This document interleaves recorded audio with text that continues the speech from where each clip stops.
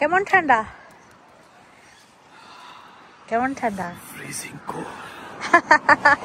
Freezing cold. Yeah. আসসালামু আলাইকুম। টানা কয়েকদিন বৃষ্টির পর আজকে আসলে খুব রৌদ্রোজ্জ্বল একটা দিন হয়েছে। এই মুহূর্তে আমি আছি অস্ট্রেলিয়ার অ্যাডেলাইড শহরে। বিকেলে আপনাদের সবার সাথে বের হয়েছি একটু ঘুরতে।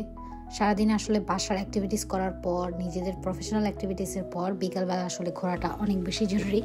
তো ভাবলাম বাসার আশেপাশে যে পার্কগুলো আছে সেখান থেকে একটু ঘুরে আসা যেতে পারে। তাই চলেন আমাদের সাথে আজকে পার্কে একটু ঘুরে আসি সবাই। প্রচণ্ড শীত, তাই হাত মোজা, কানটুপি এবং জ্যাকেট নিয়ে আমরা দুজন বেরিয়েছি রাস্তায় যেতে যেতে দেখা মিলল আরও অনেক লোকজন হাঁটতে বের হয়েছে।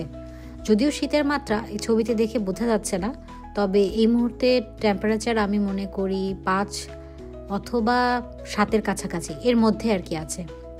সো আমরা দুজন হাঁটতে একটা স্কুলের সামনে দিয়ে যাচ্ছি। এই স্কুলটা আমাদের বাসার একদমই কাছে। আজকের ভিডিওর মেইন উদ্দেশ্যটা হচ্ছে এই ভিডিওর মাধ্যমে আমাদের বাসার যে এলাকাটায় আমরা থাকি এই এলাকাটা সম্পর্কে আপনারা একটা আইডিয়া পেয়ে যাবেন। দেখতে কিন্তু যেমনই হোক, এটা কিন্তু অস্ট্রেলিয়ার একটা গ্রাম, কিন্তু গ্রাম যদি এত সুন্দর হয় তাহলে শহর কেমন, সেই ভিডিও নিয়ে খুব শীঘ্রই আসবো। অস্ট্রেলিয়ায় আসার পর থেকে আমি যে জিনিসটা সবচেয়ে বেশি উপভোগ করছি, এই যে আমি আমার মতো বা আমরা আমাদের মতো রাস্তায় হাঁটছি। So there is no one to bothering us or asking anything about anything, you know. বাংলাদেশে যেমন ধরেন স্বেচ্ছাস্বাধীনভাবে হাঁটতে আমাদের মেয়েদের ক্ষেত্রে অনেকটা কষ্ট হতো, লাইক আমি একা যাচ্ছি না সাথে কেউ যাচ্ছে কিনা, এগুলো অনেক প্রবলেম হতো। কিন্তু এখানে এই জিনিসটা নেই। এই যে আমরা দুজন নিশ্চিন্তে হাঁটছি, আমি একটু ভিডিও করে নিলাম। এখানে মোটামুটি সবারই নিজস্ব গাড়ি আছে, যে কোনো ওয়ার্কিং অ্যাক্টিভিটিস বা যাই হোক না কেন সবাই গাড়ি দিয়ে যাতায়াত করে। তবে যার যতই গাড়ি থাক, যে কটাই গাড়ি থাক, এখানে একটা নির্দিষ্ট সময় পর সবাই হাঁটতে বের হয় ফ্যামিলির সাথে, বাচ্চাদেরকে নিয়ে, ময়মুরব্বীদেরকে নিয়ে সবাই বের হয়। এই জিনিসটা আমার খুব ভালো লাগে যে বাংলাদেশে আসলে এমনটা হয় না। আমাদের যাদের গাড়ি আছে আমরা আসলে গাড়ি ছাড়া বাসা থেকে বেরই হই না, বাট এখানে একটা সময় করে ফ্যামিলিকে নিয়ে হাঁটে হেঁটে গল্প করা, এই জিনিসটা আসলে আমার বাংলাদেশে থাকা অবস্থাও আমরা খুব এনজয় করতাম, এবং আলহামদুলিল্লাহ অস্ট্রেলিয়ায় এসেও এই জিনিসটা আমরা খুব এনজয় করছি। দেখতেই পাচ্ছেন খুব সুন্দর আশেপাশের পরিবেশ, একদম ছিমছাম। আমাদের পোশাক দেখে হয়তো আপনারা বুঝতে পারছেন যে আসলে এখানে কি পরিমাণ শীত। হাঁটছি, হেঁটে হেঁটে শহরটা ঘুরছি, ভালো লাগছে। এরকম কিছুক্ষণের মধ্যেই হয়তো সূর্যাস্ত হয়ে যাবে, সেটাও উপভোগ করছি।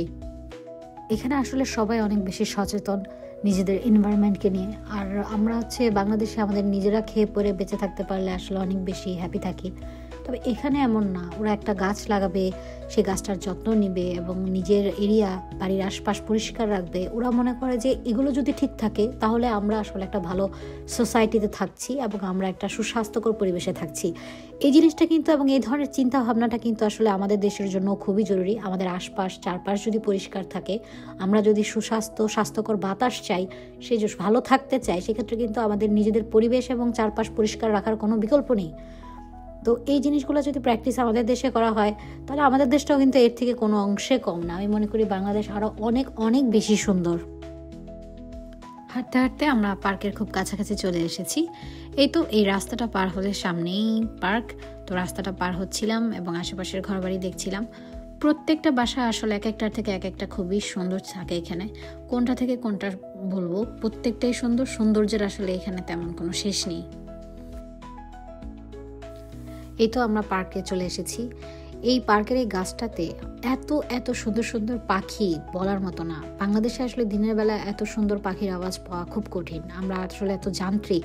তবে এখানে সব সময় কাকাতুয়া এবং বিভিন্ন যে পাখিগুলো আমাদের দেশে চিড়িয়াখানাতে রাখা হয়, ওগুলো সব পাখিগুলো ওপেনলি ঘুরতেছে এবং আমরা দেখতেছি। পার্কে বসে থাকতে আসলে অনেক বেশি ভালো লাগে পাখির কলতানের সাথে। তো আমরাও এসেছিলাম।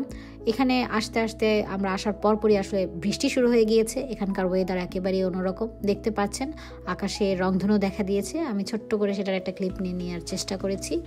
যেহেতু বৃষ্টি পড়ছে, সো আমরা পার্কে খুব একটা বসতে পারলাম না। আমরা দ্রুত বাসার উদ্দেশ্যে রওনা দিয়েছি।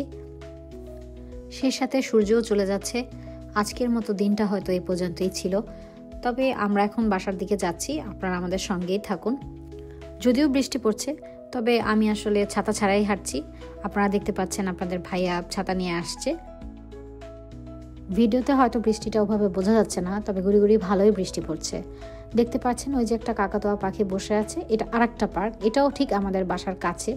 সো আমি চেষ্টা করেছি সেখানে একটা নিতে। পাখিগুলো আসলে এত সুন্দর লাগে দেখতে। এখানে প্রত্যেক বাসার মালিকই বাসার সামনে কমলা এবং মালটার গাছ লাগায় এবং এতে এত ফল ধরে থাকে, দেখতে চমৎকার লাগে। তবে মজার ব্যাপার হচ্ছে এগুলো আসলে ওরা খায় না। আমি বেশিরভাগ সময় দেখি ফলগুলো পচে গাছের নিচে পড়ে থাকে। তবে বাংলাদেশ হলে কিন্তু এটা অন্যরকম হতো। বাংলাদেশে কিন্তু আমরা এই ধরনের ফল অনেক হাই প্রাইসে কিনে খাই। প্রথমে আপনারা যে পার্কটা দেখেছিলেন সেটা আমাদের বাসা থেকে 15 মিনিট দূরে, আর এখন যে পার্কটা দেখতে পাচ্ছেন এটা একদম আমাদের বাসার কাছে। বলতে গেলে 10 মিনিটও হাঁটা লাগে না, জাস্ট বের হলেই এই পার্কটা। তো আমি পার্কটা একটু দেখাচ্ছি, মোটামুটি বড়, বাচ্চাদের খেলাধুলার জন্য পার্কটা যথেষ্ট।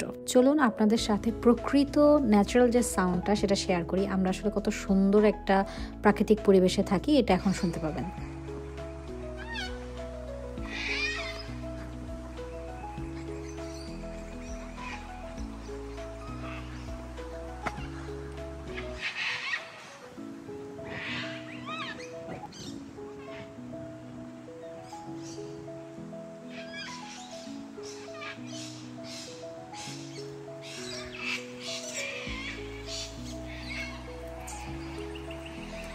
আর বৃষ্টি বাড়তেছে।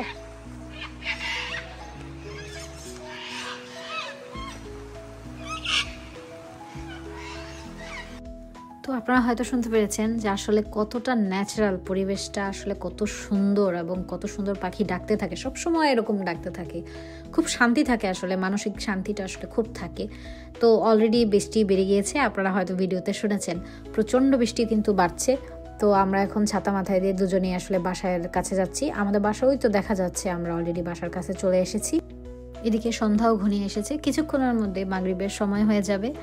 তো আজকের ভিডিওটা আসলে এই পর্যন্তই। আপনারা সবাই অনেক বেশি ভালো থাকবেন, আর আমার ভিডিওটা যারা দেখছেন দয়া করে সাবস্ক্রাইব করবেন এবং আমার পরিচিতদের মধ্যে আমার চ্যানেলে যারা আছেন সবাই আমাদের জন্য দোয়া করবেন।